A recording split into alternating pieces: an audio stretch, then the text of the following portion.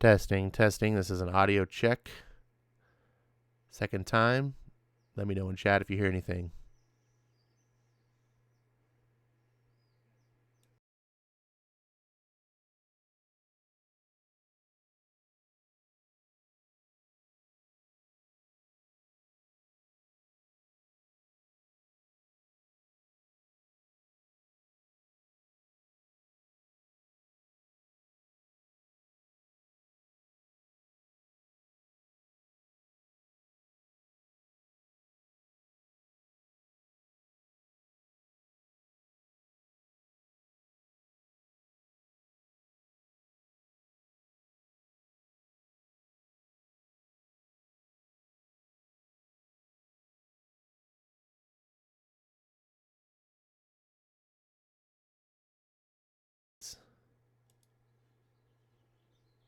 Three, two, one.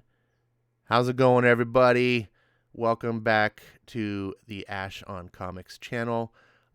This is a live stream. I haven't done one in a while, and I got a long-time YouTube friend, social media friend. We've been following each other for, I think, well over a year. And we are also co-hosts or guest hosts on Wes, our friend Wes's Thinking Critical's channel. He does a comic book aficionados every week. Say hello to the Doctor. Oh no, Doctor, your volume is really low, I think.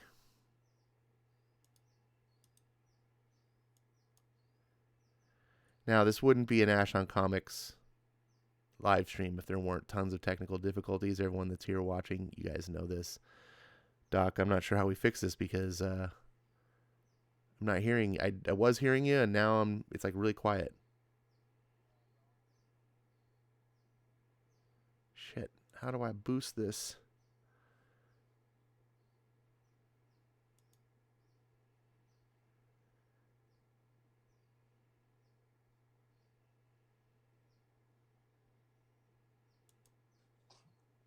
Oh, wait a minute. Hold on. I'm just adjusting some settings.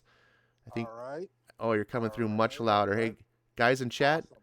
let me know. Sorry about this really unprofessional start. Let me know if you hear Doc clearly. Sounds good to me. Yeah, you guys doing? Now, when I launched this, just a real quick aside here. When I launched this, guys, it showed up because Google's stupid, and it launched it as Ash and Bat Show. And I apologize for any confusion. That's everything around that was scrubbed. I have no idea why it decided to say that, but it did. So I've renamed it. This is actually Ash on Comics Live with the Doctor, featuring X-Tinction Agenda, and you guys should be able to hear him relatively good now because I'm hearing it. It's coming through solid. I have all the volume cranked up. So, Excellent. so Doc, I'm gonna go ahead and let you take it away and kind of maybe explain what this was about. Like I know it has something to do with Zach or whatever, but Yeah. well, go ahead.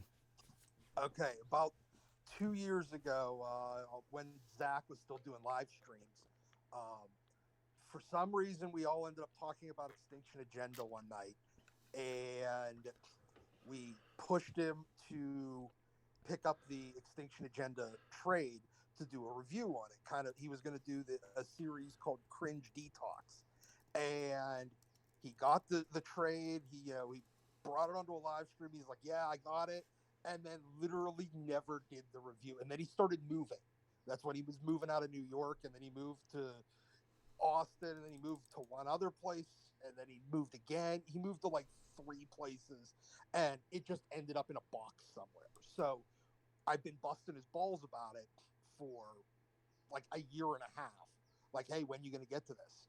And he's just never gotten to it. Kind of like whenever he never got to Berserker for forever. Um, so I decided, you know what? Screw it. I'm tired of waiting on Zach, so I'm going to do my own review of it.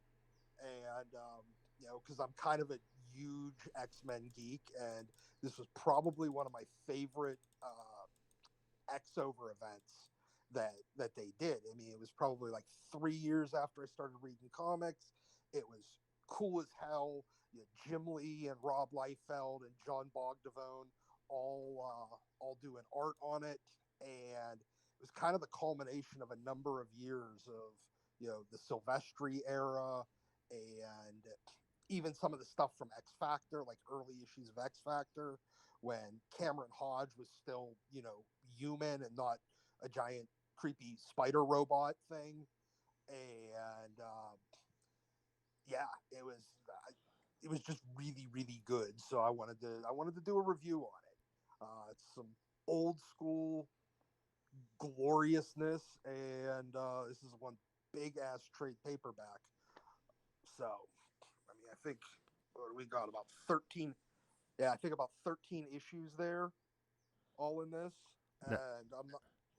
Yeah, go ahead. oh, that is glorious. I would definitely love to have that in my collection. Now, we are still getting reports in the chat that you're very quiet. They can hear I you, am.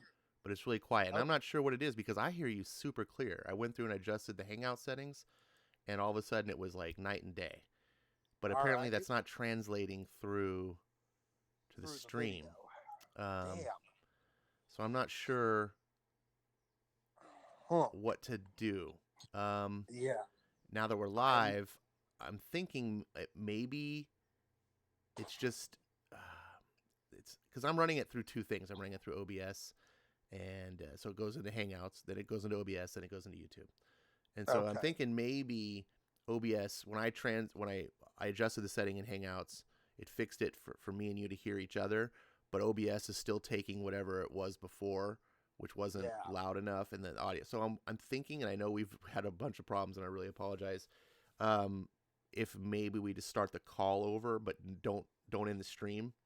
Okay, Like that's fine. if you leave the call and come back in, I know like cross our fingers to blow Yeah. up. Um, Yeah. Yeah. but Yeah.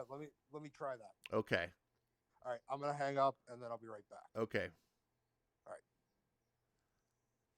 guys, uh, you guys are troopers always to put up with my my great streams. Um, so I don't know what the deal is. It's super clear and loud for me on this end, and you guys aren't All right. hearing it. So All right. I'm back now. Let's see how that is now. all right, so Doc is back. You guys should hear it. I don't know what else to do if this doesn't work. I'm gonna just Yeah. If this doesn't work, we might have to you know kind of call it quits on this one, and you know we might end up having to do it. I might end up having to do it as a video.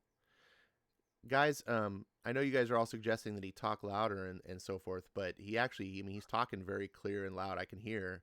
It's just not translating on your side when you guys are hearing it. So let me see if I switch some settings around again. In the old Hangouts, something's just not translating right.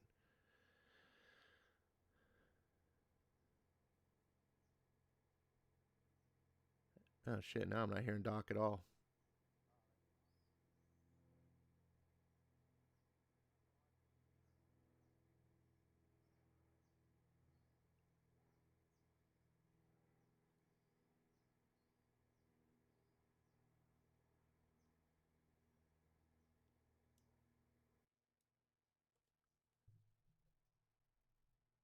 Hmm.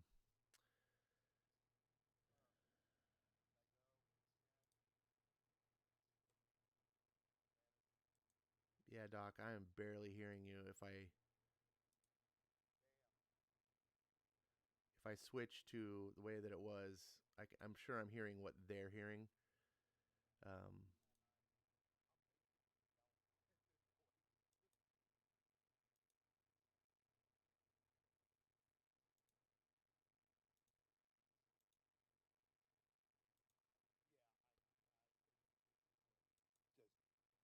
This might be a giant failure. oh, that helped a little.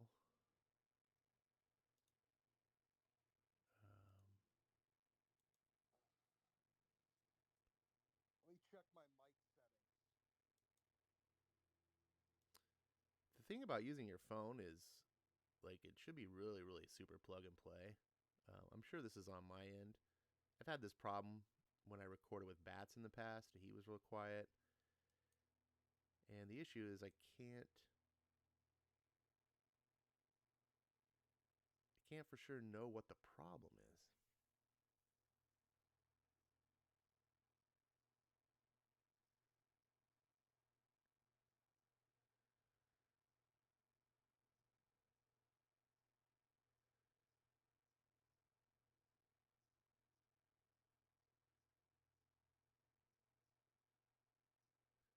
You sound great on Wes's stream.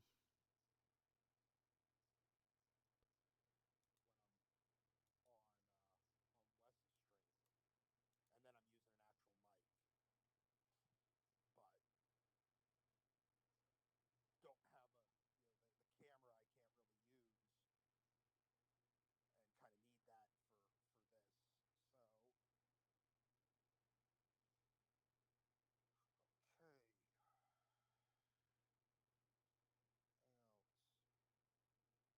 Oh boy, boy, boy, boy, boy. Guess who? Oh, there's my phone. Well,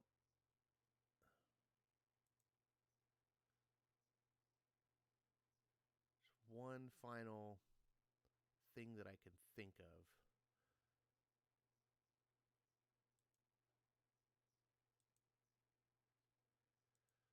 Take me a second here.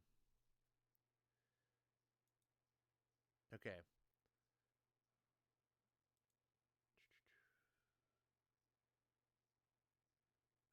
Okay, Doc, I'm going to try one thing. I can't hear you really well, so I'm going to have to trust you can hear me. I'm going to just end this Hangouts call again.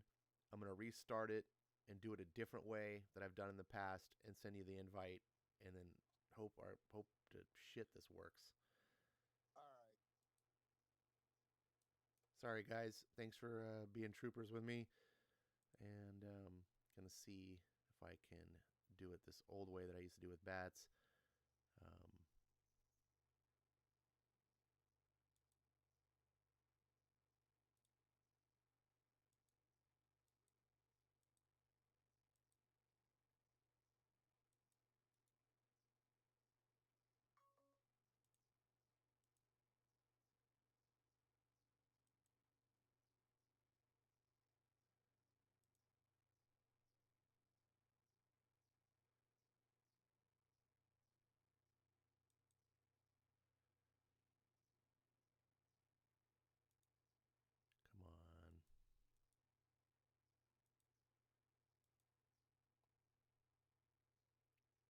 Google Hangouts is like so amazing when it works. I remember the first time I got it, I was like, wow, this is a great, fantastic program. And then you get so spoiled. You start using it, and then you start bashing your head, and you're just like, oh, these first world problems.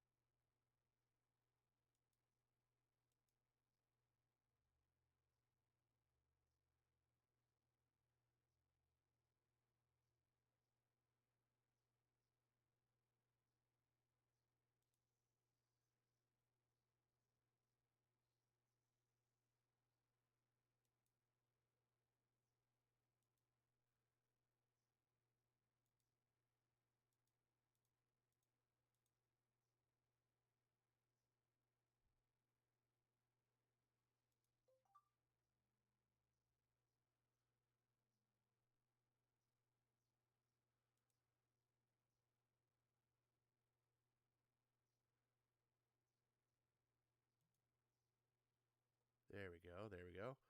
Progress.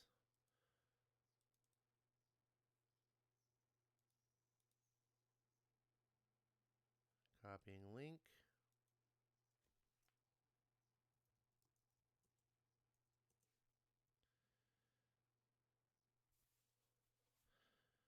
Boop, boop, boop, boop. So, while I'm waiting for all this and putting on a fantastic show that all of you guys are amazed, how's everyone been?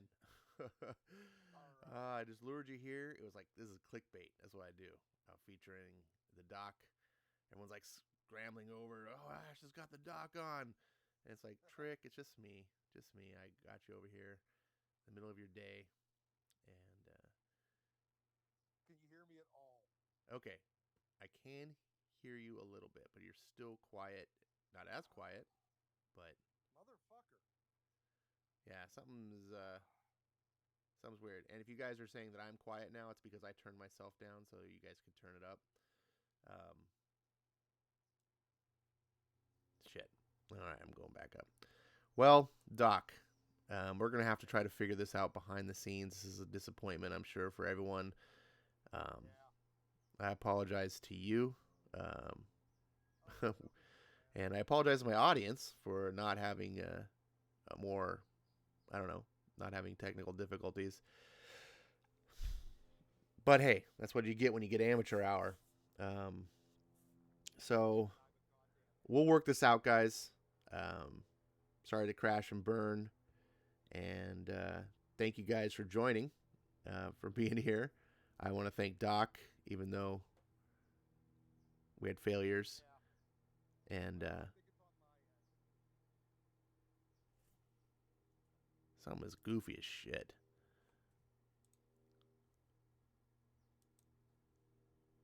I apologize to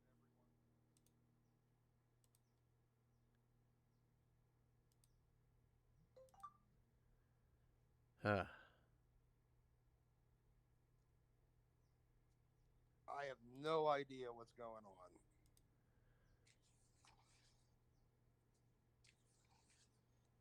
Breen is saying, why doesn't the sound ever break when Venkman is in the stream? Ooh, ouch.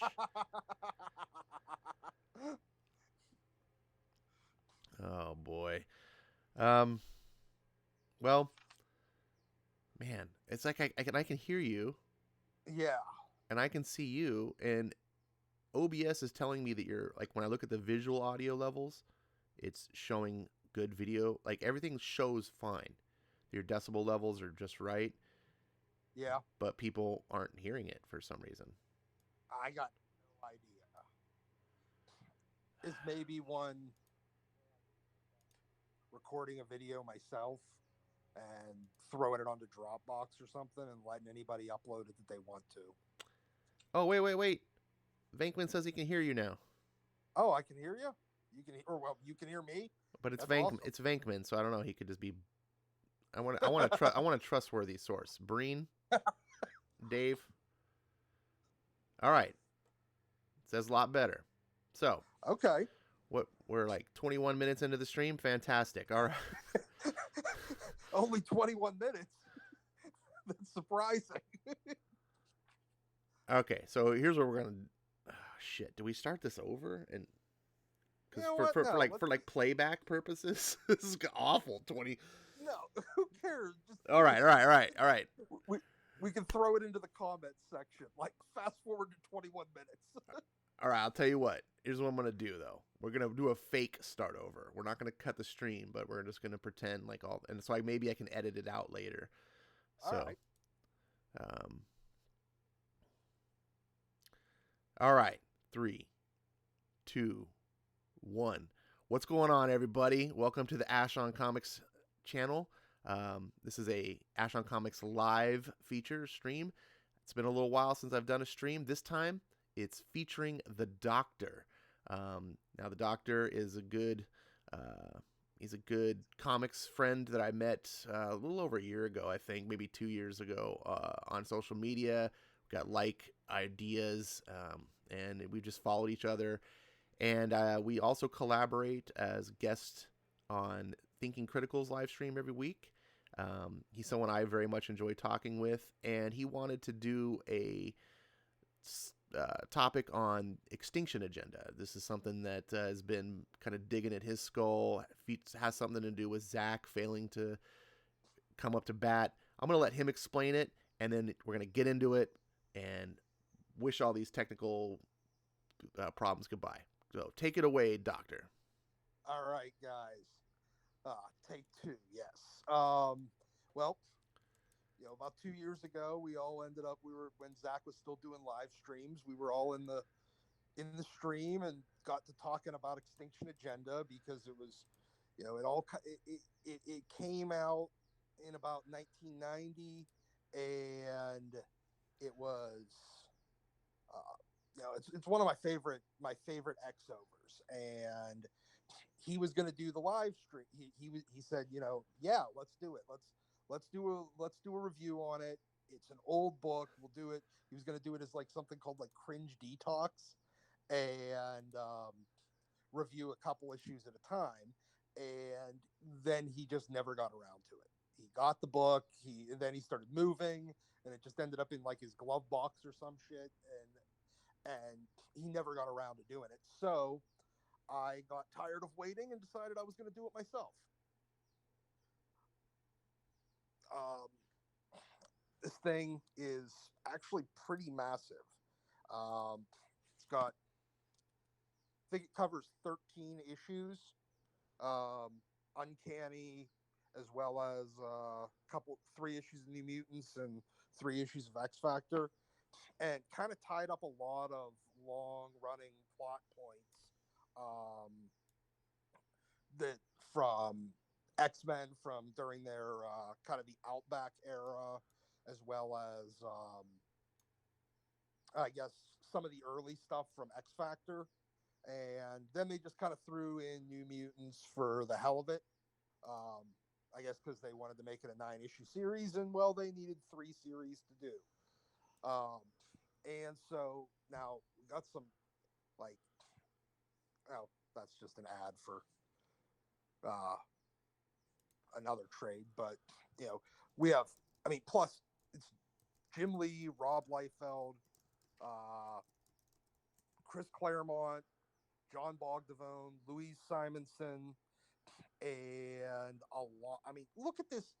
Look at this insane roster of talent. John Bogdavone, Jim Lee, Rick Leonardi, Rob Liefeld, Mark Silvestri, Terry Austin, Dan Green, you know, Scott Williams, Art T Bear. Hey, we got a wild Art T Bear sighting. Oh, nice. That is a beautiful book. That is probably, I haven't read this in maybe 20 years, but that I do remember this being like one of my favorite. Well, it absolutely was my favorite time during the X-Men. Seeing those Jim Lee blue and yellows again is just bringing back memories. I know, it's just so sick, and you know, you just had this crazy, crazy roster of talent that they managed to put together. And now this covers some of the like the early run-ins that the X-Men had with Genosha when they were still back in the Outback era, because this is right after like the actual Extinction Agenda event happens shortly after like the like six of or five of the remaining 8 X-Men from the Outback era went through the Siege Perilous. Uh, so you know nobody knows at this point what happened to Havoc. They kind of covered what had happened to Colossus. Um, Nobody knows where Longshot is. Dazzler had popped back up. Psylocke had just shown back up, and this was right after she came back and went from being, the purple-haired British psychic wearing armor to the purple-haired Japanese British ninja wearing, basically a one-piece swimsuit and a bunch of sashes wrapped around her, and became like the Lady Mandarin. Um, Rogue had only popped up like the one issue previous and ended up in Savage Land. That's when we get like Savage Land Rogue like running around in that ripped up uniform with the spear, and then fighting Carol over who's going to get control of the body basically. Oh yeah, Uh, back when Rogue was feminine. yeah, back. Well, not only Rogue, but Jesus Christ, Carol Danvers. I mean, this was back in Oh yeah, her, yeah, like the original Miss Marvel. before they decide to Uh, wrap Rogue up in like a robe or something. I don't know like what they clothing right now, you're like, what is going on? It's like a Yeah, I have. pantsuit. Yeah, you know, between Rogue being in a pantsuit and Carol looking like Justin Bieber, you're like, wait, where the hell did everybody go? Where did the hotness go? And you know, so they do a couple of the, you know, where they first introduce you to Genosha, and you know, this was probably, I think this would have been issue 235. So this is a full, you know, almost 3 years prior. Like they throw in like 3 or 4 issues that introduce Genosha, kind of explain what Genosha is, from when like Wolverine and uh, who was it? Wolverine and Rogue ended up stuck in Genosha, and so they, you know, they kind of give you some of the backstory so that you can, I mean, look, just look at the colors on this page compared to modern books. Like, okay, there's a lot of, you know, single tones, but there is nothing muddy about this. Well, this was also a time when they were doing still newsprint, so they couldn't really Yeah, do the multifaceted color swaths because newsprint just doesn't take that very well. no, it didn't. It didn't hold the color very well, but as a result, they ended up coloring it in a way that, I mean, just every color on here pops. There is, you can't, you can see every detail in this. I'm sitting here, you know, not, like, look, even the background characters, you can still see all the details of them, even though they're just colored in that kind of like shadow blue. You can still see all the details of everything about them. These days, it would look like just a muddled mess back there, and you know, you kind of have that little bit of sky, and but the explosion, there's, you know, it's just a simple explosion. It doesn't need to be, you know, 3,000 different shades of yellow and orange and purple and whatever other colors they want to stick in there. No, that looks like an explode, like a comic book explosion. You You know? know, just something that stands out to me when you're showing me these pages. What really, you are right, the colors do pop and everything, but what really stands out to me is the action, and I don't mean like action scenes, like, but it feels like there's movement. Yeah, There's not it just does. people like still just like mannequins, like you're looking at a in a department store window. It just feels like, oh, I'm in the middle. Like this is like a, if you looked at a film and you just like took a cell, one frame out of the film, and in the middle, right in the middle of the action, something's going on and you can feel it. Well, you know what?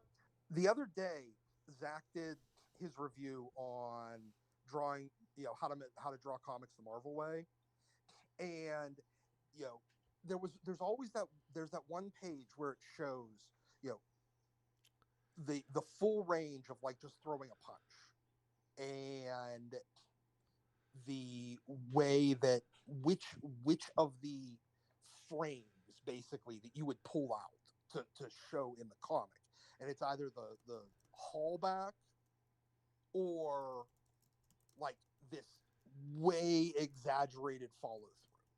That's where you're supposed to show it, and you can see it right there, like just that slap. Look at that exaggerated follow through, really adds, you know, motion to it. Like it feels, yeah, it feels like you can actually see action. It doesn't look like people are just, even here where they're just standing around, it looks like you're catching them in conversation, like you're just pulling that one scene out of a, you know, that one frame out of a conversation between, you know, a nurse, a dude in a suit, and you know, I think that's actually Frenzy back there. um and you know, this is, for anybody that doesn't know, one of the villain sets from Genosha was a group called the Press Gang, and basically it was kind of a commentary on um, kind of state-run news and how they become almost a weaponized arm of the state. And they actually turned were ostensibly a bunch of journalists, but they were journalists for basically a state-run newspaper into this almost like an attack force for them. And it was a cool little commentary on how the media can be weaponized by an oppressive government, because I mean we don't realize yet that Genosha is basically a slave nation. Like, we're kind of getting little hints of it so far, but you don't realize that it's a nation that's entirely its entire economy is built on ostensibly slavery. Right. And yeah, and the way that a regime that runs a country like that would weaponize their press. And it's kind of like a cool little commentary on how that can be used, and they actually made them into a bunch of villains. Now granted, they were also mutants, and some of them were super strong, and I think one was I don't remember what all their powers were off the top of my head, except for frenzy. And but the I really have no idea. I cannot remember for the life of me what this guy's powers were, but it might have been persuasion for all I remember, because he was like the anchor, like the news anchor that they would be putting on camera to spew the you know state run propaganda. So like, storytelling wise, it's really cool. And yeah, you make a great point about the way that it feels like there's motion to everything they do. Nothing looks frozen, nothing looks bland. Yeah, um you flip through these books. Man, I can just remember when I was getting these books. I was a young guy, and we would go to the store and we'd come home we were excited during this event, and we were, I mean, just my habit always was like kind of flip through the book before I read it. I don't know why. I don't do that anymore, but I did then, and you would just get excited because you'd see all these different panels and scenes and things, and you're just like, oh, there's something going on here. And I flip through modern books today a lot of the time, and I'm just like, it's just when's something gonna happen? it's just something, people standing around. A lot of headshots, a lot of just Yeah. blah blah blah blah blah blah blah. You're just like, is anything happening? I can't tell by flipping through this. Well, there's a degree of, like, I think what it is like the exaggeration, and it's only moderate, like minor exaggeration. Obviously, exaggeration of, nobody's built like Colossus, like nobody's that big, and or even Havoc there, with the skinny knees and the skinny ankles, but the big bulging muscles. And nobody's built like that. So, but there's an exaggeration to the form Mm-hmm. that, and even something as simple as, no, I'm sorry, I'm getting a little glare there, but that expression on the face there, right there, where with that giant open mouth, and there's not a lot of detail to it, but it gives the impression of being completely awestruck. You know, this guy here, he just saw something insane, but it's not cartoony either. Like a lot of the ways that the modern creators do it, they they cross that line into almost cartoony with their exaggerations. And you know like if you pick up an issue of like Unstoppable Wasp, they'll throw in like the manga eyes thing, or if they're gonna do the giant open mouth, all of a sudden it looks like chibi art. You're just like, wait, what the hell?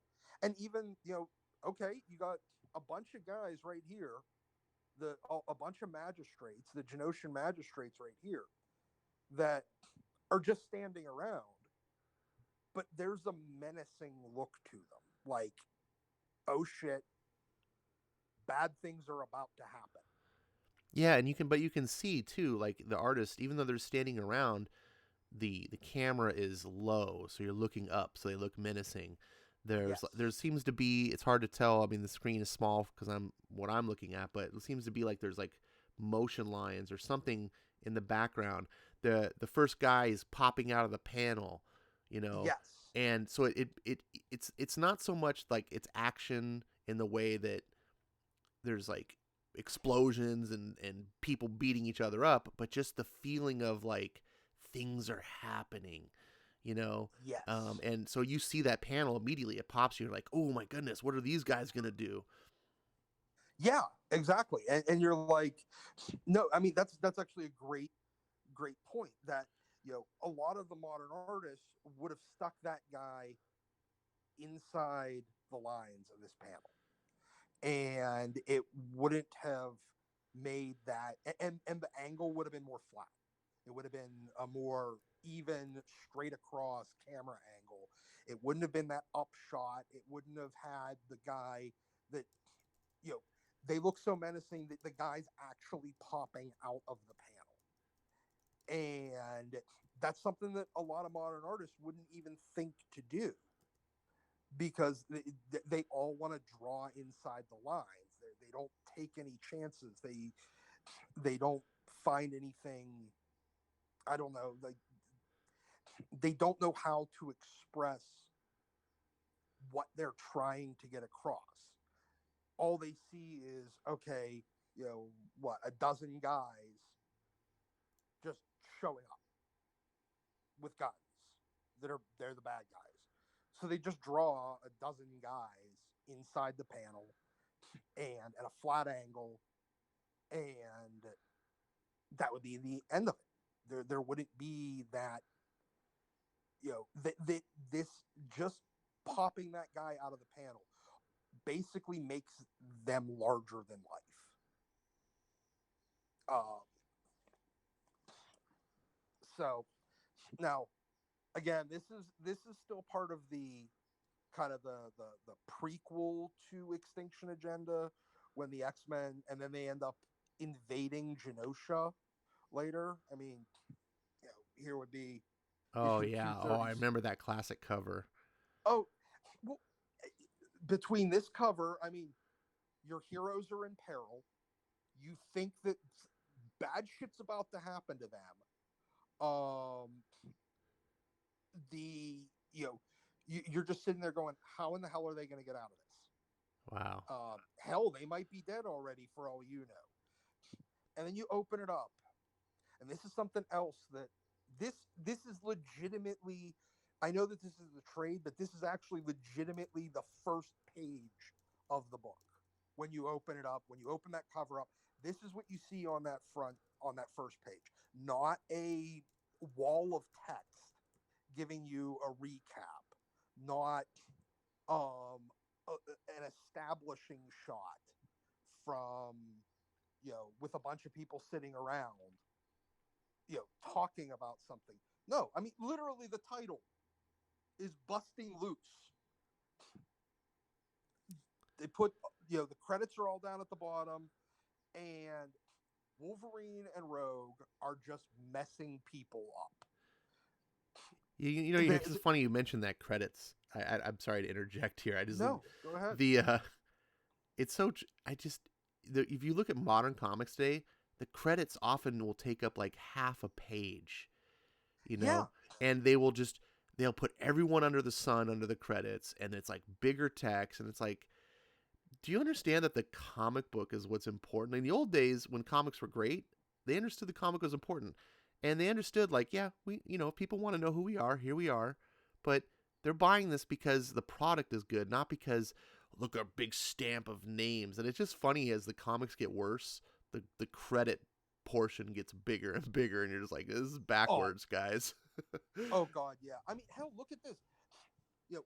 Stan's name is the biggest font other than the title on the credits page. And by this point, this would have been what, October of this probably would have been October of 87 or 88. Um,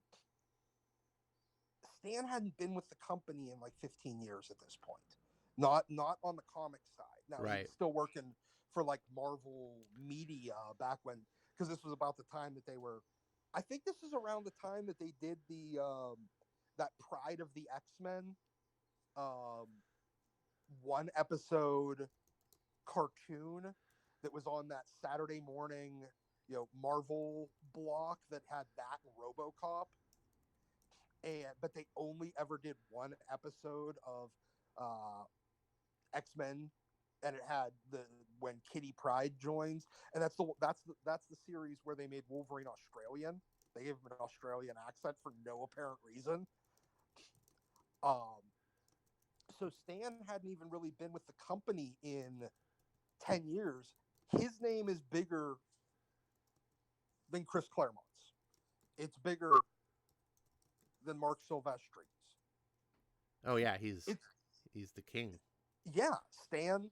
They looked at it as Stan was still the man, even though he was no longer at uh, at Marvel. And this is something else that we're really missing: caption boxes. Yeah. They've kind of gotten rid of most caption boxes, and caption boxes they serve a purpose. Right here, this is the Citadel, headquarters of Genoshan State Security. Rogue and Wolverine have just arrived. As is plain to see, they are not terribly pleased to be here. Well, There's a little bit of humor there that they're not terribly pleased to be here, but this takes the place.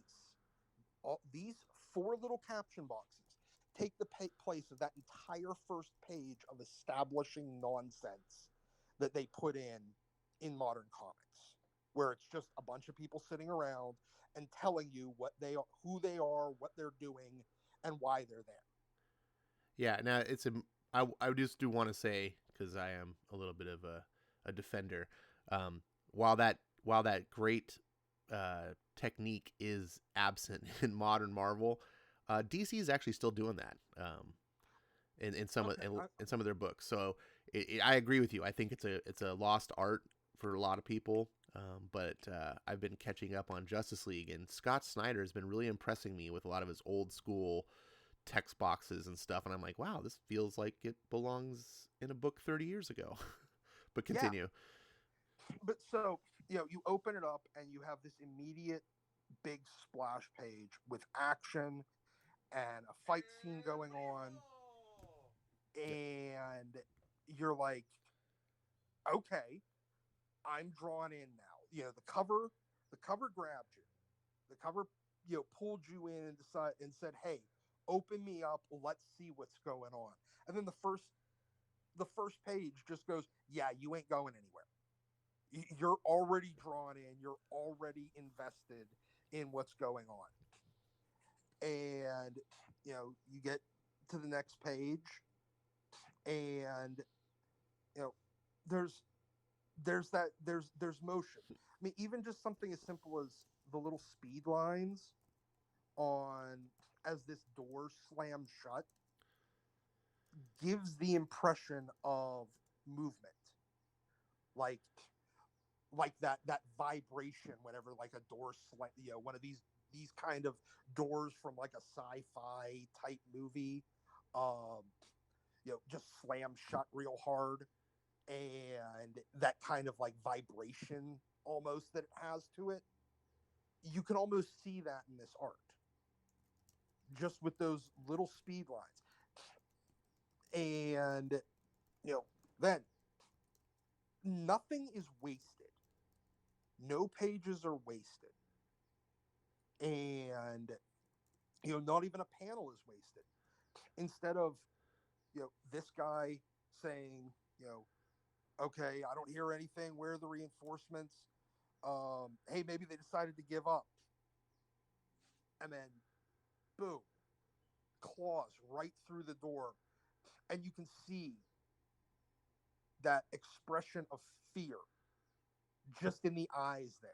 Yeah. With where he goes from, kind of calm and waiting to eyes that look like, oh God, I'm about to die. And then next page. Okay, you've established that his claws are right through the door, right there. You don't need a close up. You can already figure out exactly what's going on here, where he's cutting that hole through Right. with his claws, and the little motion lines there, like the stress lines. Everything about it is, and then boom, right through the door. Everything about this feels like I'm watching a movie in frames. So next, okay, you got a little, a talking panel here. You still got a guy that Wolverine's holding up in the background. There's this really cool kind of angle to it where it's kind of an up and sideways shot at the same time. And you can tell that, Rogue's turning her head to look back over. You can't see her shoulders. You can't see her upper body at all, but you can tell Yeah. exactly the way that she's moving just without ever seeing any other parts of her body except for her head. You know, they like doing those headshots in modern comics. This is how you do a headshot. Those headshot panels.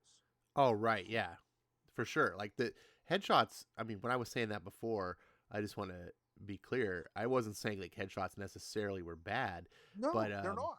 they're the way that they're used today. It's because it's more for I don't want to really draw a scene. So if I just draw a head, I can just cut and paste these heads back all over the place and have some word balloons, and that takes the place of drawing a comic book where a headshot should be used for these, like in this case you're seeing that close up and you're needing to see what the characters are doing, and Rogue's turning her head. That's like the important thing that wouldn't be really conveyed as well without the close up. It was for a Yeah, purpose. yeah, and you can tell Wolverine's turning his head because there's his shoulder and his hands out there holding this guy up. He's holding this guy up, basically about like threatening him, and he's turning to look over his shoulder at something. She's turning to look in the same way and realizing all these prisoners are back here. And then you don't even need to see the prisoners getting pulled out. You see the cage, you see her ripping the doors off the cage. That's all you need. And you're able to tell exactly everything that's going on from a storytelling perspective. So now I'm going to skip ahead a little bit until we get to the actual first issue of X-Tinction Agenda. Now, let's look at this cover just for a minute.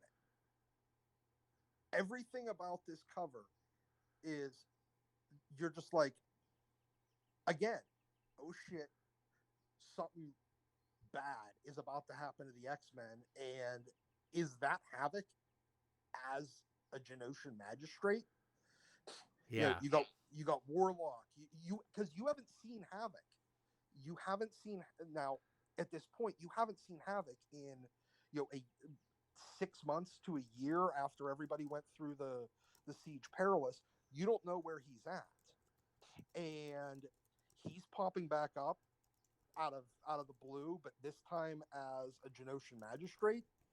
And I mean, just the action and the weight that's given to this cover. The wreckage behind them. Storm. Basically, it looks, Storm, Boom Boom, and Warlock looking like they're dead. These, the giant menacing walking motorcycle things that the Genoshan magistrates have. Yeah, that's what I was going to point out. This is one of my favorite covers It is. of X-Men of all time. And then yeah, you are right. I was going to interrupt you and point out, but you mentioned it. The things in the background, they don't pop, No. but they do it in a way like the artist was able to do it in such a way to where they subdued the image so you can see the characters in the front, but also make it so that's clear. Your eyes will follow to that later and realize, oh shit, what's this in the background? And then seeing the trade dress all blown up like that, it just Uh-huh.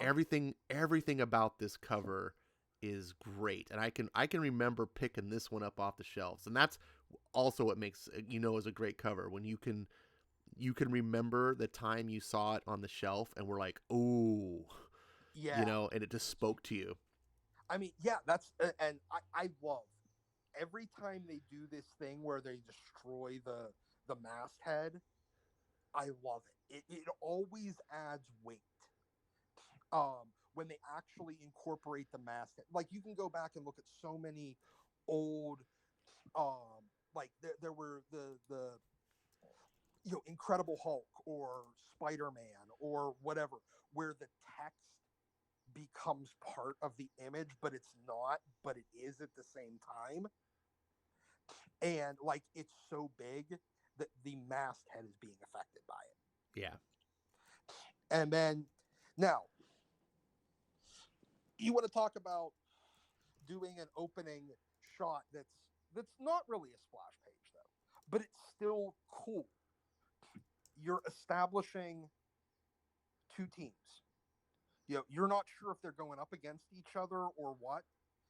And you got Forge, Banshee, Gambit, Storm, and Marvel Girl, Jean up at the top, and at the bottom you got the New Mutants, and you're thinking, wait, is this going to be a New Mutants versus X-Men kind of event?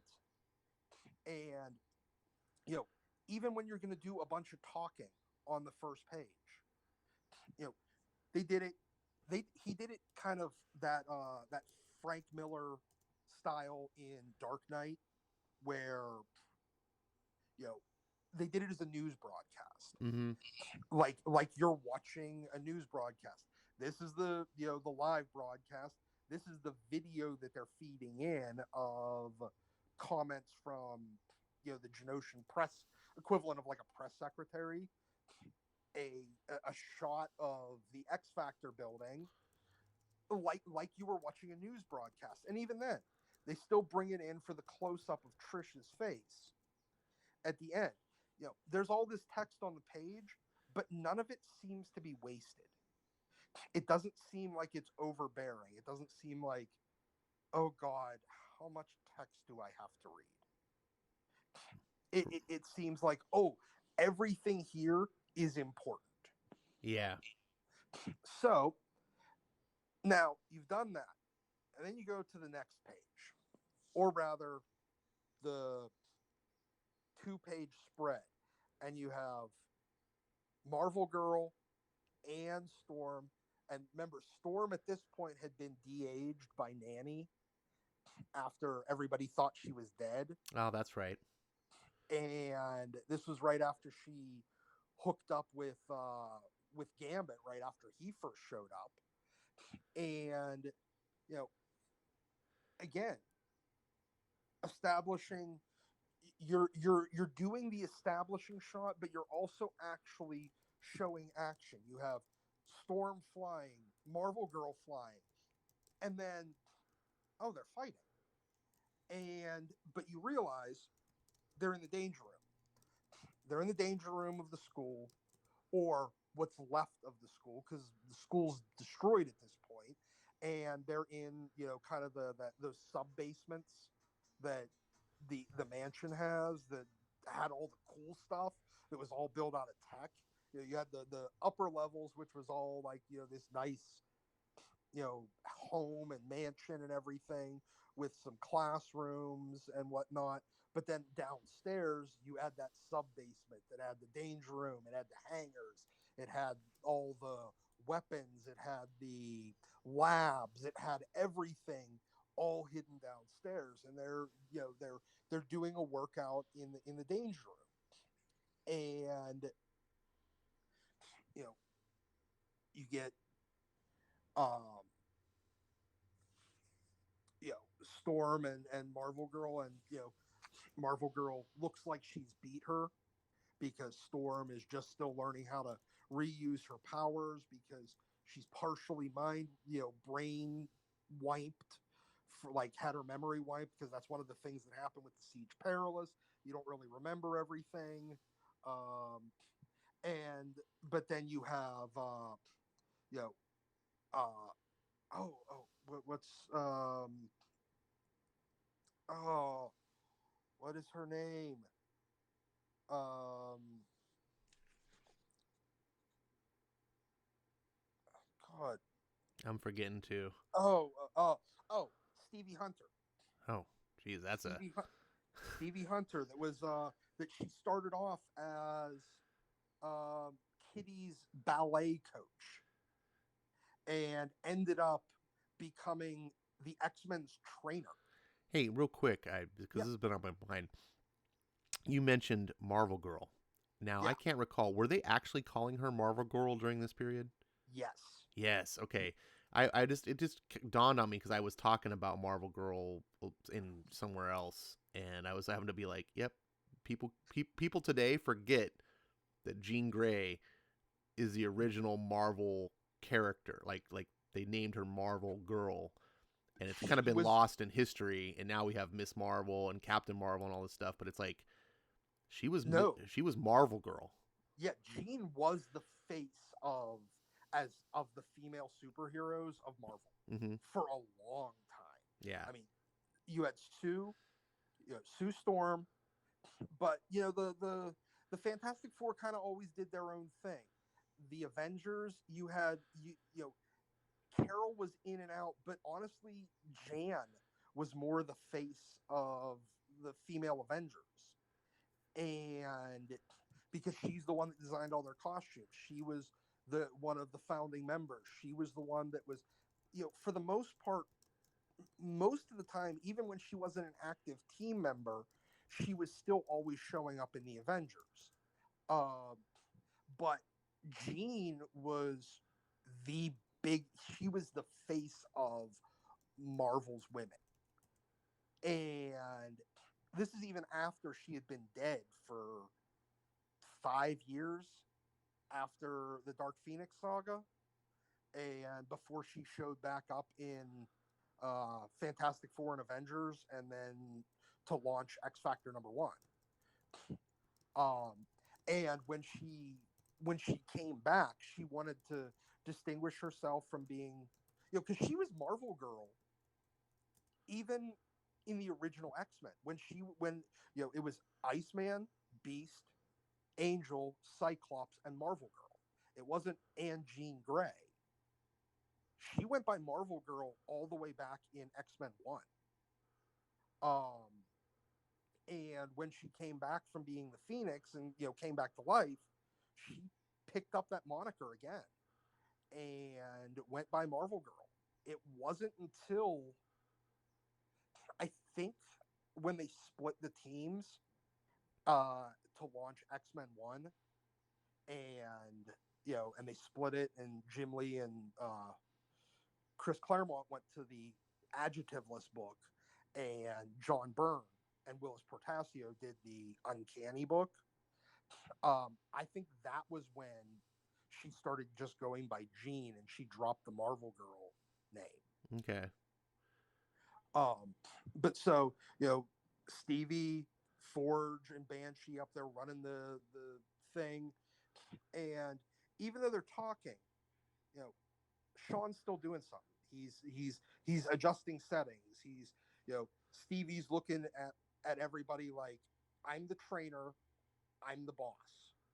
Um, Forge is sitting there looking over Banshee's shoulder. Nobody looks like they're just standing around. Even when they are just standing around, it looks like they're all doing something. And then you get this cool thing with Storm being really kind of crafty, where she had it raining and everything, and raining and raining and raining in the fight, and then she just drops the temperature and basically freezes everything, and boom. Oh, Jean thought she had her. No, she didn't. And it was, just this kind of like, all right, sayonara.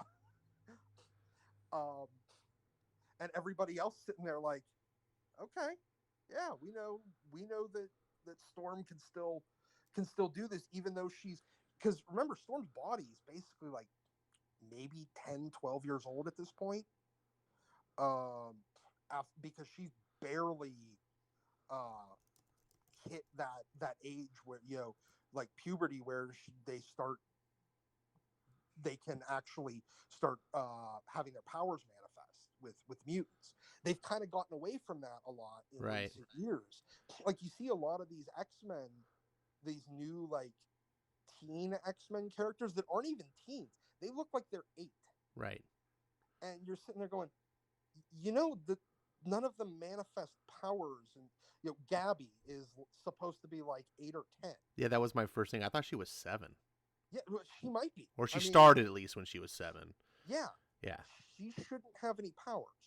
Yeah, it was like actually back then, it was a really, really, really rare thing for a mutant to have powers before puberty. I think like Franklin Richards was And was like one of Frank, the only ones, and it was like a special case. Like it was like, oh, yeah, and Jamie Madrox too. oh, okay, And they only established that though, back in the second Peter David run of X Factor, where it was the X Factor Investigations one, where Jamie was running the team, and he was sending out all his dupes to go and learn stuff everywhere, so he could basically be the smartest man alive. Um, and then at one point they explain, oh no, because, oh yeah, it was when Jamie knocks up both Monet and Siren, and um, Siren has the baby. The first time Jamie goes to hold the baby, he absorbs it because it's actually just a dupe, and it's really creepy. But so, all right, you get, there's still a lot of talking, but even here, like, Stevie looks stern, but she doesn't look like a bitch. A lot of times modern artists, you know, whenever they're having like, whenever they're trying to draw like an authoritative female character, you know, they just look like a bitch. yeah. They always got the Brie Larson expressions. Yeah, and no, like Stevie's just explaining about the physicality and you know everything, and she's basically given a what to Forge, and everybody's just ignoring Richter on the screen back there. Even Sean, he looks like he's like, yeah, the lady's right. Crap, we shouldn't be pushing Storm that hard. She's too young. Um, and and then you get Richter again. He's just kind of standing outside, and you think, okay, well, maybe this is kind of the start of the, since the X-Men, some of the X-Men are starting to come back to the what's left of the mansion, and Cable had just shown up, like maybe 5 or 6 issues before in New Mutants, and kind of taken over that team, but they had basically been, kind of almost homeless for a while, after the mansion got destroyed and they had gotten abandoned. Because remember, whenever back in the day, when Xavier went off into space with the Shi'ar, he left Magneto in charge of the New Mutants, and then he just kind of abandoned them.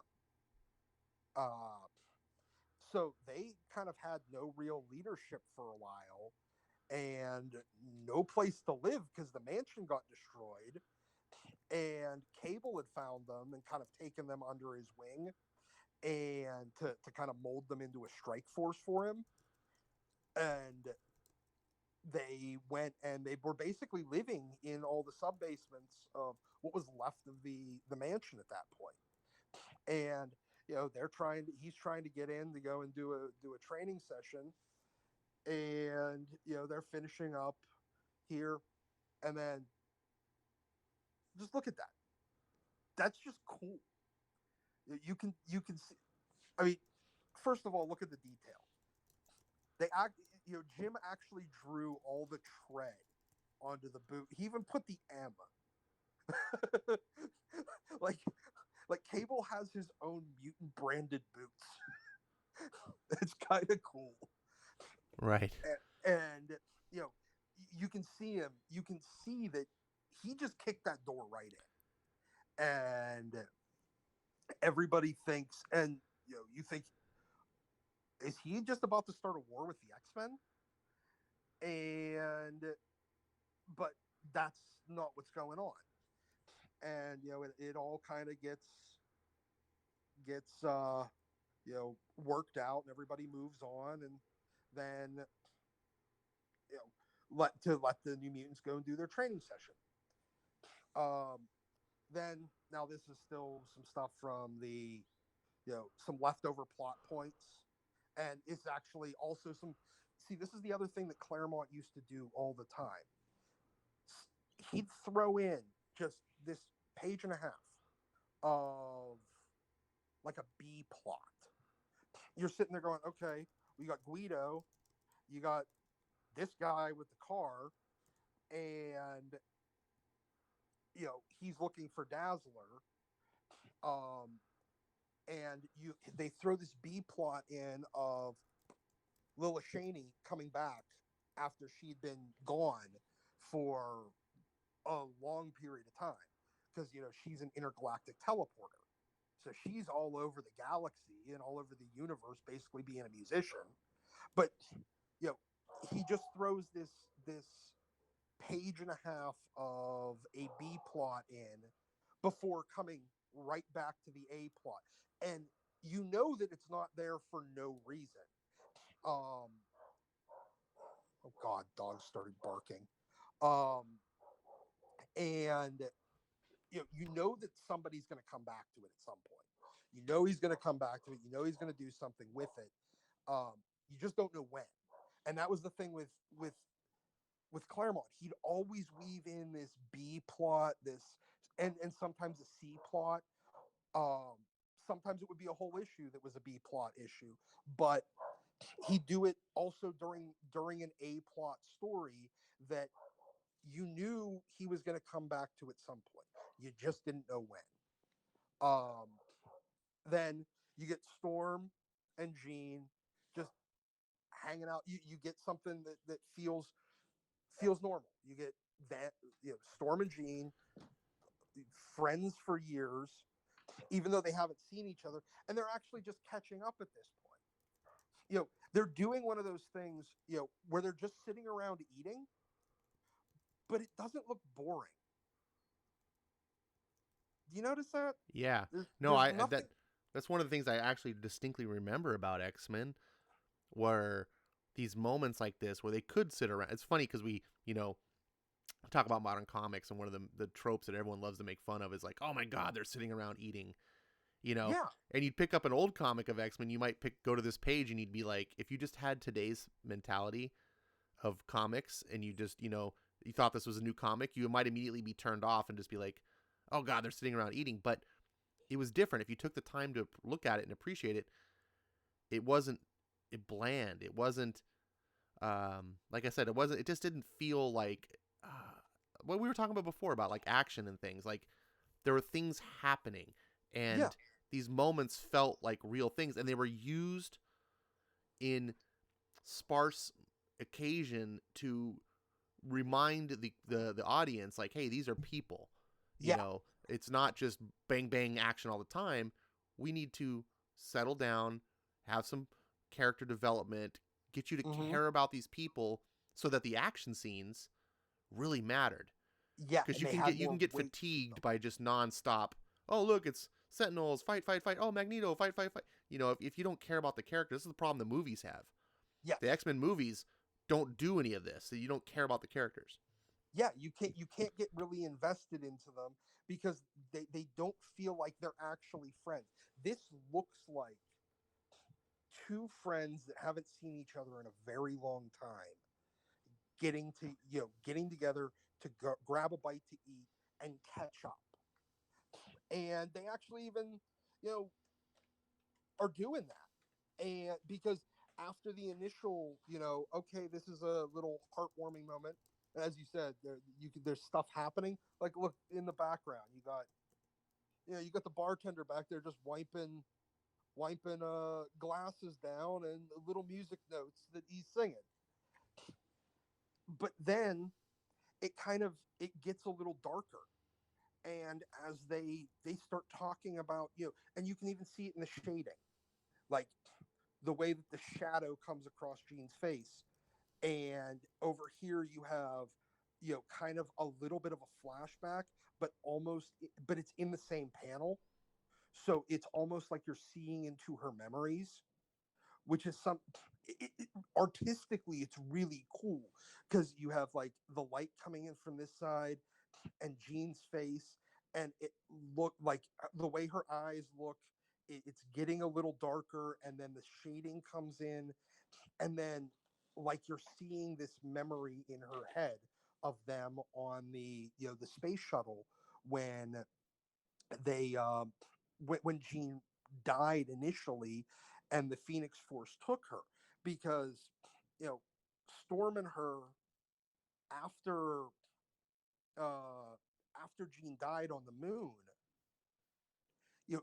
Jean doesn't have a lot of memories of, even though they've kind of retconned it so that Jean wasn't actually the Phoenix, and the Phoenix had just taken Jean's form, and the real Jean was in a cocoon in the bottom of Jamaica Bay, and blah blah blah, retcon, retcon, retcon, to justify bringing real Jean back in X Factor.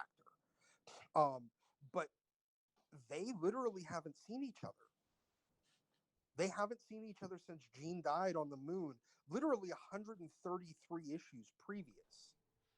Because Jean died in what, like 137, 138? This is issue 270. Yeah. And, Jean died. Then she came back in X Factor, but nobody realized the initial X Factor. Because remember, the original X Factor, they were pretending to be mutant hunters, and Yep. nobody knew who they really were. And so that they could kind of like underground railroad mutants out that were at risk. Um, and then right around the time that X Factor went public as being mutants and being the original five X-Men, it was during Fall of the Mutants. And that's when the X-Men, quote unquote, died in Dallas at Eagle Plaza. And then, Roma brought them back, and they ended up moving to the Outback and becoming, that strike team that was invisible to all electronic surveillance. You couldn't keep any records except for paper records of them. Had the whole Siege Perilous event. Yeah, well, no, before the Siege Perilous, because Oh. Roma gave them the Siege Perilous as a do-over later. Like, they're like, do you want to do? She's like, do you want to use it now?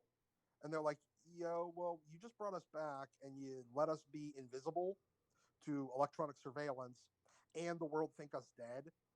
So I don't think we really need this right now, but we'll keep it. And I think Dazzler like basically kept it in her pocket for like the next like 35 issues or so. Oh, okay. And My old memory is kind of mixing up those events. I need to go back and read this whole yeah, line. yeah, like pretty much from about 200 on, it was really cool. And but so Jean and Storm literally hadn't seen each other because Jean was, they came out publicly as X Factor and the original mutant and the original X-Men when, and at the same time, and they were in New York, and at the same time the X-Men were dying in Dallas, and the X-Men chose to keep their, you know continued mortality um secret even from their friends so that they could operate basically from the shadows. And so, Jean and Storm never bothered to get in touch with Jean because she wanted the world to believe that they were dead. She was running the team at the time.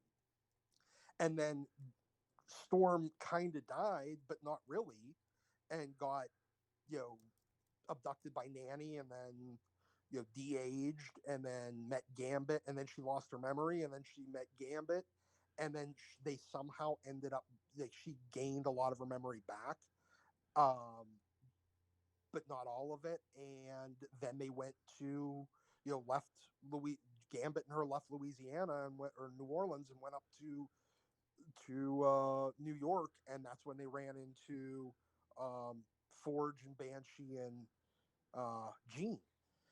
And so this is literally the first time they'd seen each other in, okay, if it was 130 issues, it would have probably been like, 2 or 3 years of continuity. So they're literally just getting caught up on it, and you can see there's, it gets kind of dark there, and then Storm starts talking, and the way that they shade it, her story kind of gets a little dark too, and they add the shading to kind of stress that her story kind of got dark. And but they're two friends back together again, and reconnecting, and it's going to get better. So even just this sitting around doing nothing, artistically it was done very well, and it it connected you. It There was a lot of emotional weight to it, even without, but they're not doing that thing where they're like hanging all over each other. Oh, girl, you're so amazing. Yeah, you're amazing. You just totally own that, whatever nonsense that they do now. That kind of validation. It was more. I'm opening up to my friend. My friend's opening up to me, and we're reconnecting.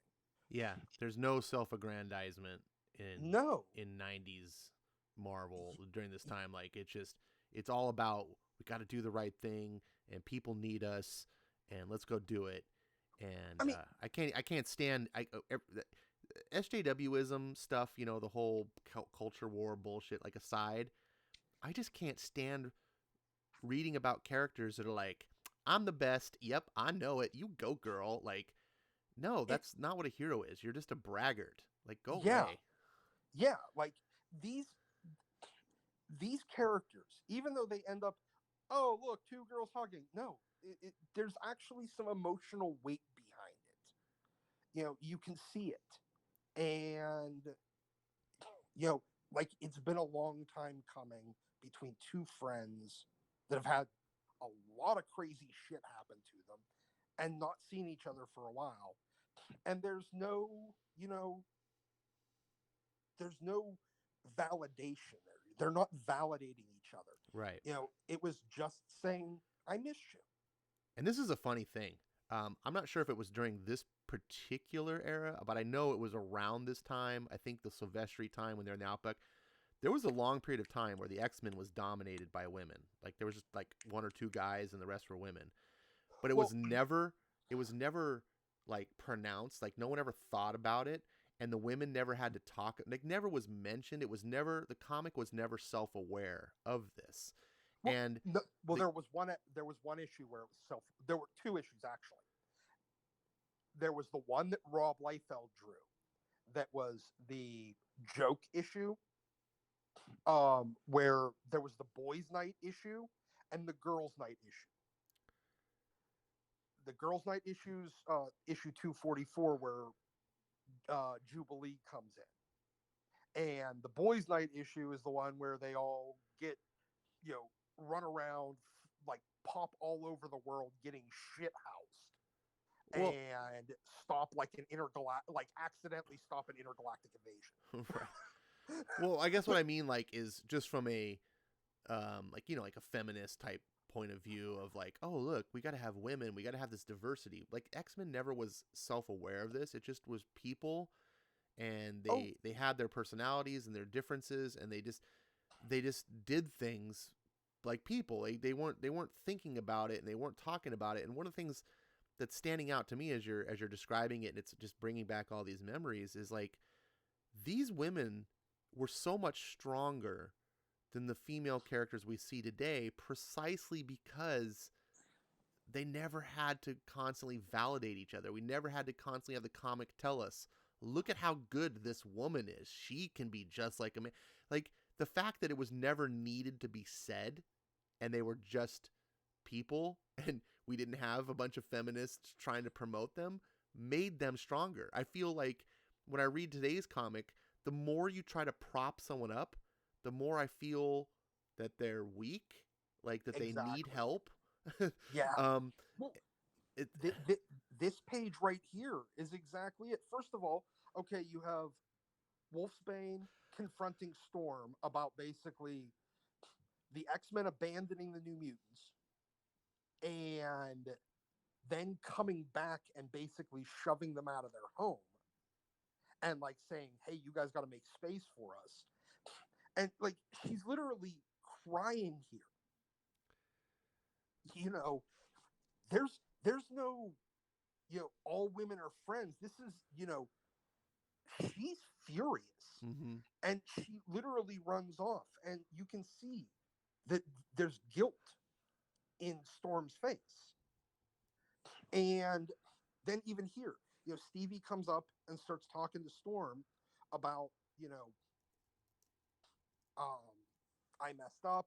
I thought hiding in the shadows, letting the world believe the X-Men were dead could give us an edge, you know, protect our friends and loved ones while enabling us to strike it more freely at our foes.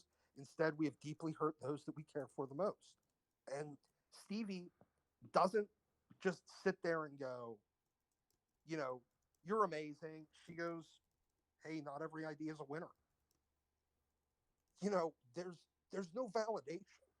She's not excusing her, but she's understanding. And, you know,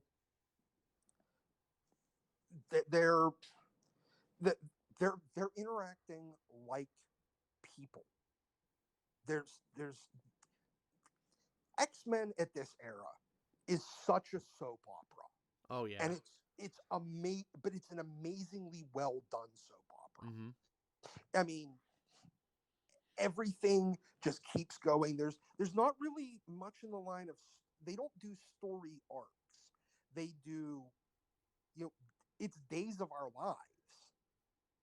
And then it'll pop over to the day of somebody else's life. It for the B plot that'll eventually become the A plot, maybe a year or maybe 3 years down the road. But everything's done. It's literally fucking days of our lives. Yeah. Days of our lives if you had badass superhero battles. Yeah. If you had cool superpowers and battles, but these people are relating like people.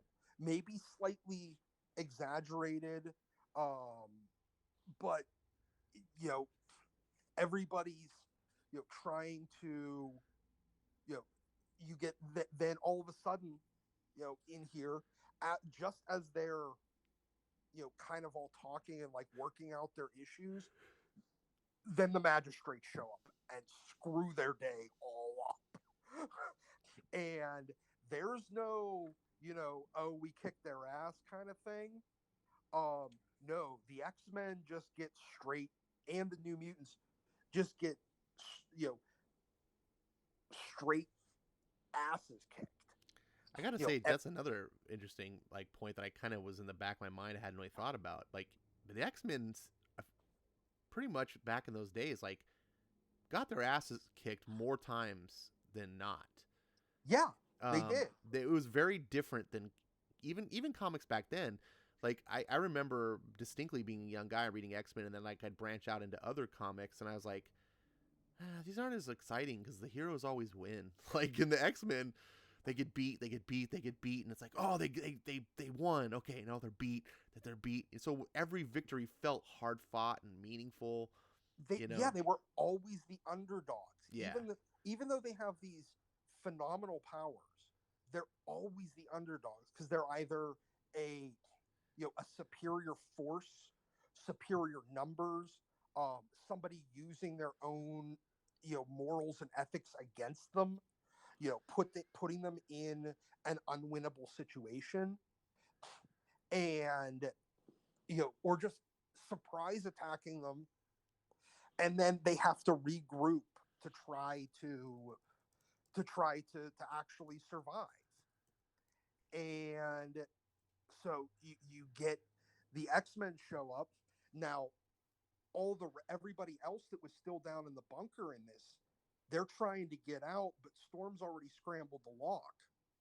And so they go out through the pond, like through the lake exit that they use for the because that was when the Blackbird used to launch through the lake. Because for all of those that have only ever really seen the movies where it launches up through the basketball court or whatever, it literally used to launch through a lake in the backyard. And but so you got all this, and all of a sudden Storm realizes that the lead magistrate attacking is Havoc. But she doesn't have any time to process this because they're still under assault. And then they all get taken out. All of them. They're sitting there and they get teleported away just before the rest of their team gets out of the bunker. And now you're like, oh, so is this going to be a rescue series? Like them trying to rescue a bunch of the the X-Men that have been taken hostage by, and that's when you start getting into this. And then you move on to part 2. And again though, look at this cover price. Oh wait, that's the Australian cover price for this was 3 issues a month, but $1. $1. Now, $1 got you, what was that? 22 pages. I thought, weren't they 24 pages back then? I I can't think remember. it looks like it's only 22 story pages. 22, okay. 22 story pages of Jim Lee art where nothing's really gone to waste. There's been no wasted pages, no wasted panels. Everything, every single panel, every single page, and most of the dialogue bubbles move the plot along. Mm-hmm. And so, okay, I know we bitch about the crossovers. I mean, like they're going to be doing, the upcoming House of X, Power of X thing, and they're both bi-weekly in alternating weeks. So it's essentially 2 6-issue miniseries that are read like one 12-issue maxi series over 3 months. So you got to buy, it's $48 in versus this whole thing took 3 months. It was $9. Yeah. This was probably a good time to wind down the X-Tinction agenda portion. Yeah. And maybe just finish up it. I know you had some things you needed to do, and I just wanted to keep you within your time constraints. Oh yeah. And I know we had a super long delay. Apologies again, everyone. It's all right. Real Comic Stacks just joined. Thanks for showing up at the very end, Comic Stacks. And apparently some people can't hear and some people can hear, so I don't know what the hell is going on anymore. I don't know. Damn it. But at this point, there's nothing we can do. I really enjoyed doing this. I look forward if you want to do a second part and cover more of the book. I would love to. Yeah. I think. What do you feel? You kind of touched a little bit about this new X-Men event. No, I am going to talk a little bit more about this tomorrow on Wes's stream, but Yeah, I probably shouldn't talk too much about it, but yeah, it's the related. thing, yeah, but the one thing that irritates me to no end on this is the fact that they just relaunched X-Men in November. They just relaunched Uncanny, and they told us it's an ongoing. They knew at the time that Hickman demanded all of the titles be canceled. So their definition of ongoing now is essentially the same as an extra long maxi series, because we're only going to get, I think, 22, maybe 24 issues of uh, Uncanny X-Men before it gets canceled. And the one thing that irritates me to no end is that Hickman, he's a good writer. I don't deny that. But first of all, the bait and switch bullshit of relaunching as an ongoing when you know you're going to cancel in 24 issues. And that's not an ongoing, that's just a long maxi series.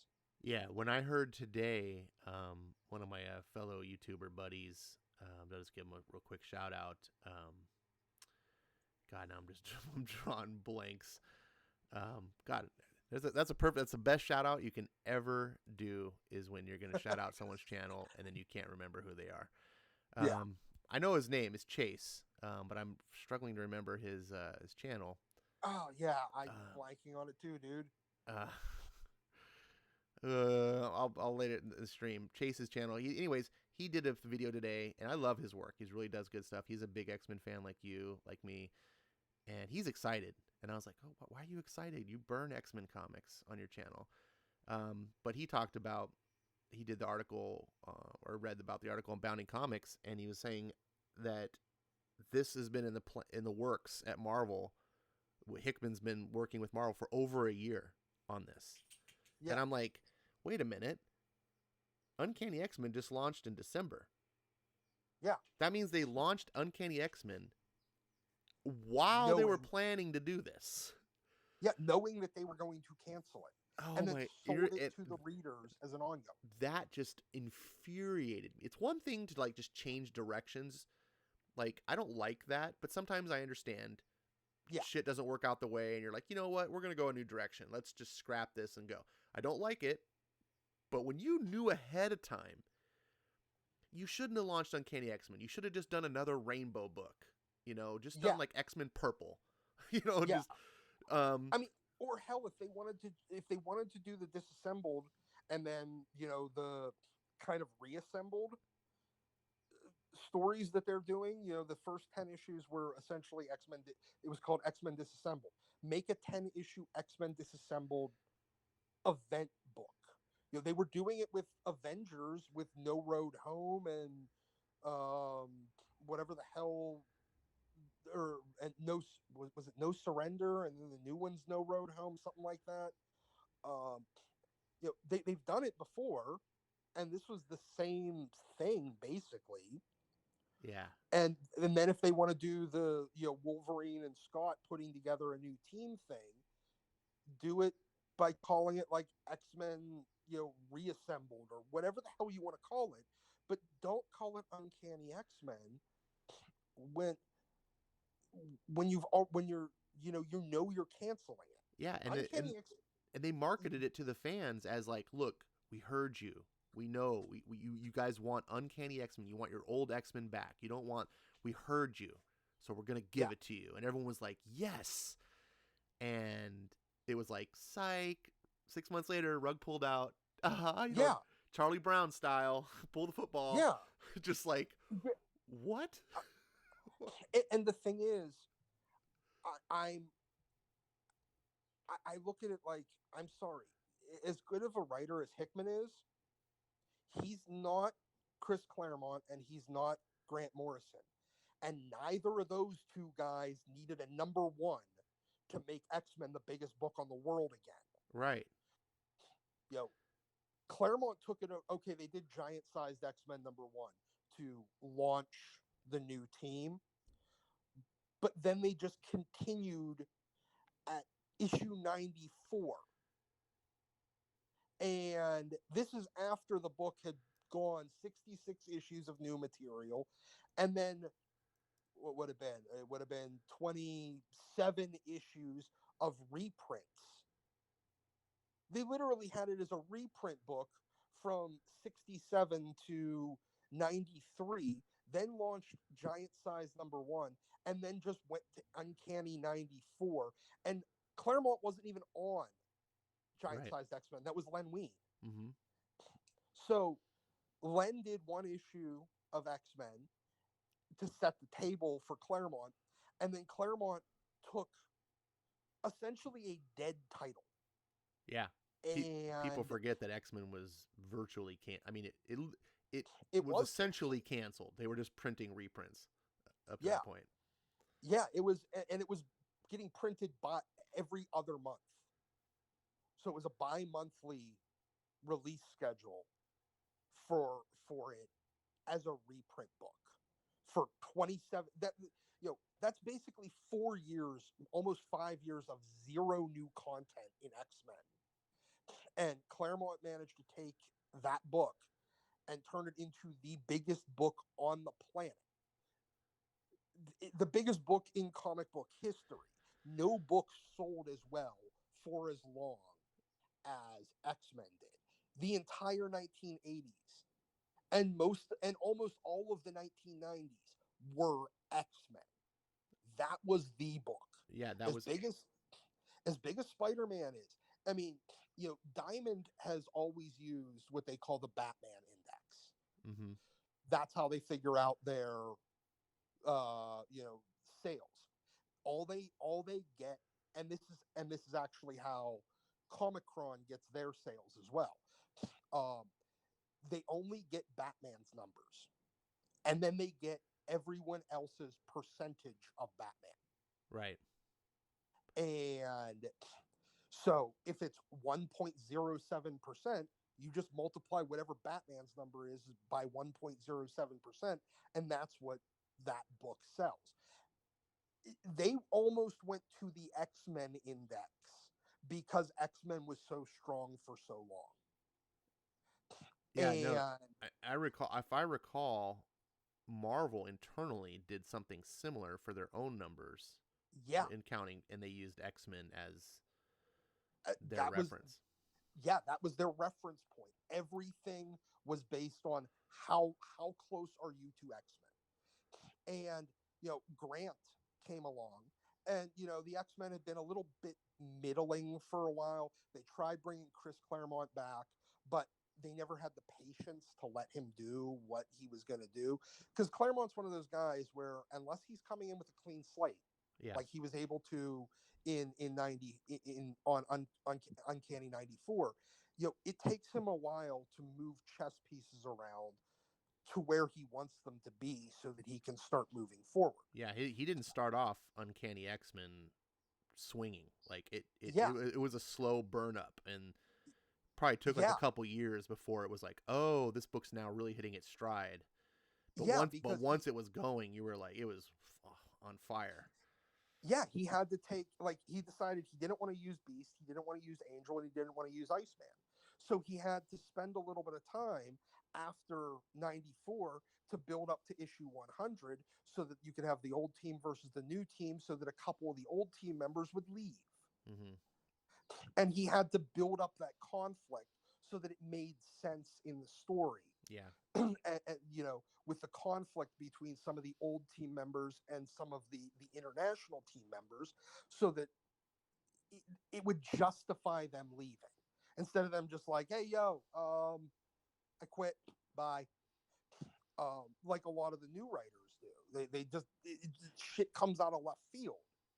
And he built it up, and then he just kept building and building and building and building and building and building for 17 freaking years. 17 years. I mean, seriously, who? And I'm sorry, during his run, I don't think you've ever seen a collective group of artists. Chris had his choice of artists because he was making that book. It started with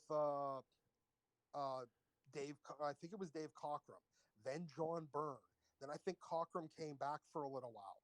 Then, you had Alan Davis. I don't. Well, oh yeah, you had Alan Davis. Then you had Paul Smith. Paul Smith, yeah. You had John Romita. John Romita. Early John Romita. That's when I got in, was John Romita Jr. Yeah, like he was like I think 17 Mhm. at the time when he's penciling like next to his old man in Yeah. the office. And his old man's the art director for Marvel at the time. So his old man's sitting there staring over his shoulder all the time. And that early John Romita Jr. stuff was amazing. And then, Silvestri, then with Rick Leonardi doing fill-in issues. And then Jim Lee and Willis Portacio, because they had already kind of collectively created Homage Studios by that point. We all think of Homage Studios as part of when Image launched. I was actually reading through, I think it was Uncanny 267 the other night, and art by Homage Studios, Jim Lee and Willis Portacio. They already had their studio up and running before Image. So, and then, obviously, as I said, Jim Lee, and then John Romita Jr. came back. But that was right around the time that, they ended up coming into conflict.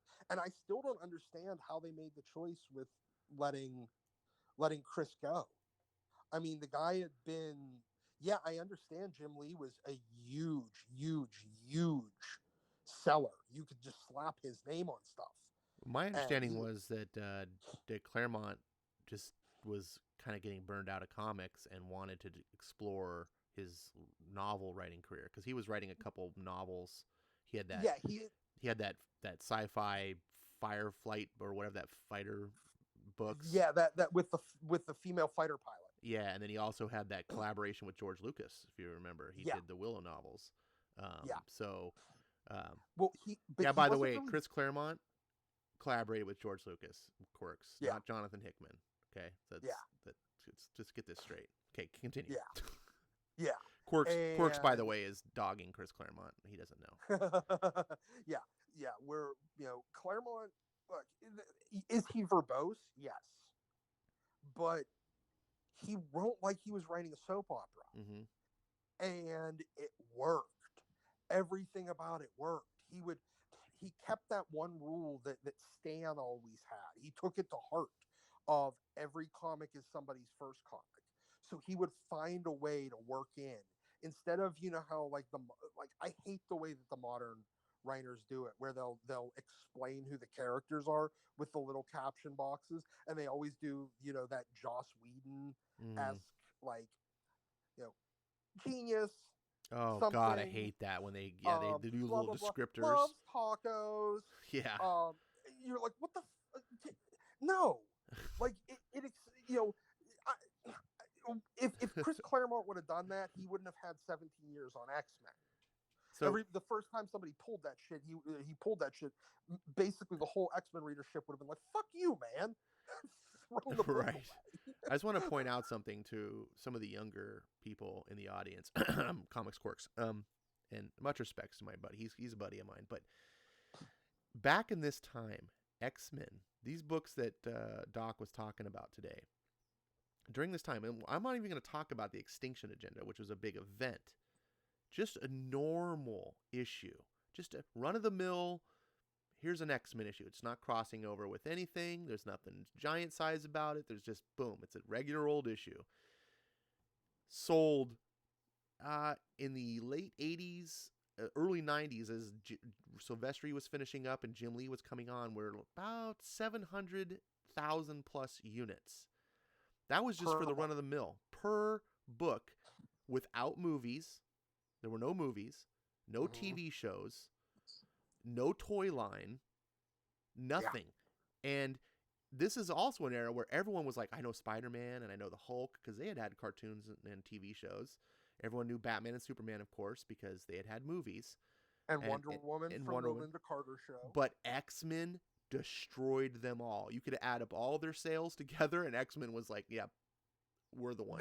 Yeah, If like you were hi. buying comics, it was basically like people would buy comics, they would get their X-Men, and then they had other stuff that they liked. Oh, you like Batman, you like Superman, you like whatever it was you liked, you could a variation of fans across the board.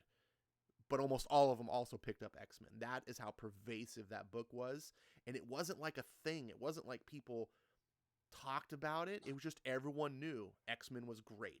You gotta be reading it. Yeah, it was literally like basically the gold standard for comics. And there was no like a multi-part storyline didn't really happen. Like every issue just led into the next. That's what I mean by like, trying to explain like, no, this was a soap opera. Yeah.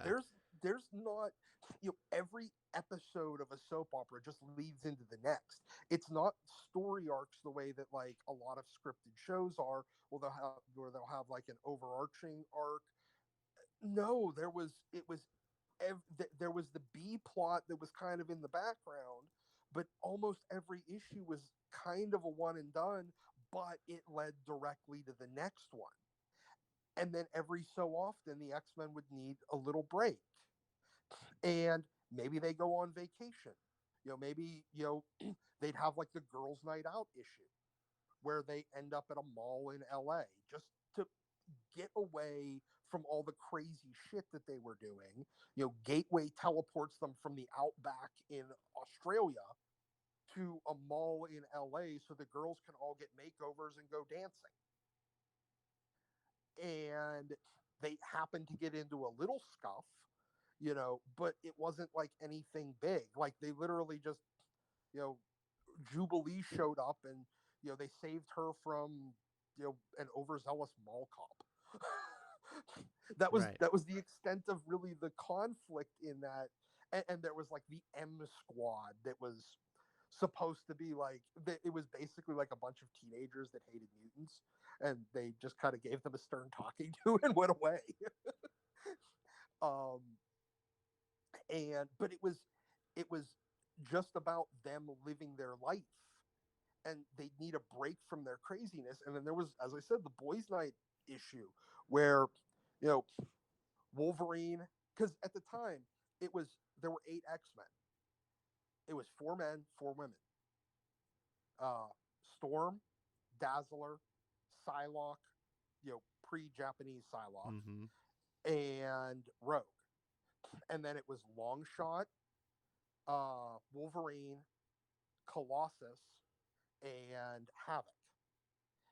And earlier on, Madeline Pryor was with them too. But but then Inferno happened. But so after that, there nobody made a big deal about the fact that it was an even split, and you had, let's see, you had a Russian guy, a white guy, Canadian guy, an alien, a blonde-haired lady, a southern chick, a black chick, and a purple-haired British chick. So it was just, nobody thought anything special, and then they added Jubilee because, see, one of the things that Chris would also do is he'd introduce characters because he'd get tired of having to ask permission to use other. Back then, people Yeah. like creators were kind of, they were protective of their characters. Yep. Because Art Adams and Louise Simonson basically owned Longshot. Um, you know, they didn't have the rights to him, obviously, but as like fellow creators, anything that Chris wanted to do with Longshot in Uncanny X-Men, he basically had to go to Wheezy and Art and say, "Hey, do you mind if I do this?" Right. And It's one of the reasons why like Elektra never got really used in the early yeah, days. that was the Because yeah, Miller essentially he didn't own it, but and he owned it. yeah, exactly. And then the same thing with Dazzler. Dazzler basically was Jim Shooter's baby. Mm-hmm. So if he wanted to do anything different with Dazzler, he had to go to Jim and say, "Hey, I want to do this with Dazzler." And that was the reason actually why he got tired of it. So he created Gambit and Jubilee. Gambit was the long shot replacement. Wasn't Jubilee And also just another thing? I thought Jubilee also was a Jim Lee creation. well, she was a Jim Lee creation, but Jim was working with, or no, I don't know, because Mark Silvestri was on X-Men when they first introed Jubilee. So maybe Jim designed it and Mark was the first one to use her in a comic. Like I don't know, a lot of the backstory there, but I know that Chris wanted somebody to replace Dazzler with a similar but different power set. Mm.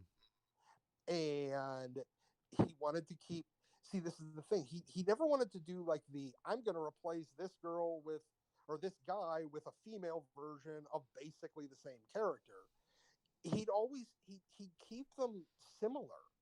Like Gambit, the difference between Gambit and Longshot is relatively superficial.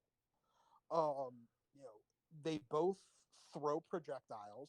Gambits blow up, and Longshots just get lucky. Right. Um, both of them are charming and charismatic, and women love them because this is another thing. Like Gambit, they've kind of forgotten about Gambit's power set. Oh, have they ever? Jesus. Because Gambit has very like low level telepathy, but Yes. in that I can, not in like I can change your mind, but I can make you really fucking love me. And Like, or hate you. yeah, He or used to hate me. he there was a one early story where he did this on Wolverine and like pushed his emotions. Yeah. And I believe it was an issue where he makes Wolverine and Cyclops fight each other. Mm-hmm. And he's like kind of like low key in the background, like messing with emotions and stuff. Yeah, And I because just remember going, "Oh, this is amazing!" And you can always tell an X-Men fan when they understand that because it is one of these like lost things that people. yeah, exactly. And it's Jubilee was, but like Jubilee just created, fireworks back then. And they didn't make her, and she was actually like super self-conscious. She was always comparing herself to Psylocke. Mm-hmm.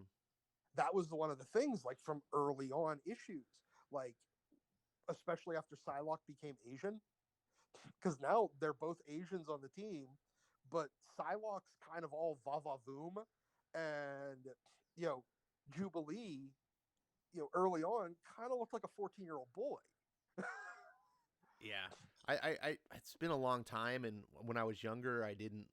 Obviously, we didn't have the internet and things anyway. The tools were a little harder, Yeah, so I didn't dig into a lot of the reasons why as much as I might today. But I do seem to remember when she came out, there being a thing about something about Jim Lee being heavily involved in her creation, and also heavily influenced as being like a Robin character to Wolverine's, equivalent of being yeah, Batman, and that yeah. relationship between the two. And it worked really well. Um, And I think Jim was kind of going for that. Oh, what was Carrie from Dark Dark Knight Knight Returns. Returns? Yeah. Yeah, I think he was going for that vibe because even like the sunglasses are the same.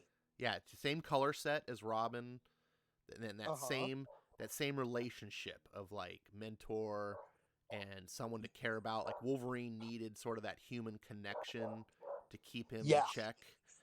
It was really good storytelling. I think your dogs are telling yeah. us something. That's one of the dog just barking at nothing upstairs for no reason. Oh yeah, So, well, why don't we cut this out so you don't have a bunch of dogs barking in the background of your video, and yeah, we can pick this up again. for sure, for sure. It was a ton of fun. I love revisiting these old X-Men. You Yeah, had a lot of people in the chat were saying that they wish you had a channel because your knowledge of X-Men is so good and they like listening to you. So Yeah, literally the only thing I have up on my channel at this point is a video of me cutting an issue of I froze. I took a issue of Iceman, froze it in my freezer, and cut it in half with a sawzall. oh, nice. I figured I'd be very interested. It would be the most interesting way to destroy an issue of Iceman. And the other thing is a tour of my nerd room. Oh, I gotta check that one So out. I know you've got an yeah, ultimate nerd if room. you want to check that, it is kind of cool because I have an obscene amount of crap in my nerd room. I do. Oh man, I'm gonna definitely. You guys, I've seen pics of Doc's nerd room, like, but only like small portions. So I urge you. Do you want to say where your channel is? Where can people find it?